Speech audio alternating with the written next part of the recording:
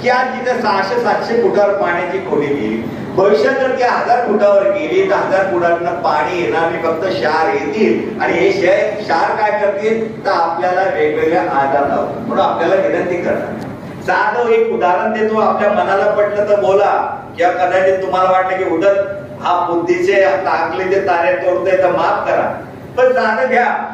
April May मध्ये आपण लग्नांना जातो, एसटी मध्ये बसलेलो असतो आणि एसटी मध्ये बसलं की आपलं पाणी संपलं आणि आपल्याला जोराची तहान लागली की आपण तो बाटल्या विकणारा पाणी विकणारा असतो त्याला बोलवतो, त्याच्याकडे ती थंडगार बाटली 20 रुपयाची आपण विकत घेतो आणि 20 रुपयाची बाटली घेतल्यानंतर त्याचा एकरी एक थेंब अगदी असं झटकून आपण ते पाणी फेकतो का? ती पाण्याची बाटली आपण एक एक थेंब ते पाणी पिऊन घेतो का? 20 रुपये आपण खर्च केलेले असतात म्हणून आपण त्याचा एक थेंब पितो. पण आपल्या ग्रामपंचायतीने जर नळ सोडले, ते सोडलेल्या नळांना आपण 20 रुपयाची तोटी लावत नाही आणि आपणच ओरडतो दिवसेंदिवस पाण्याची पातळी खाली चाललेली.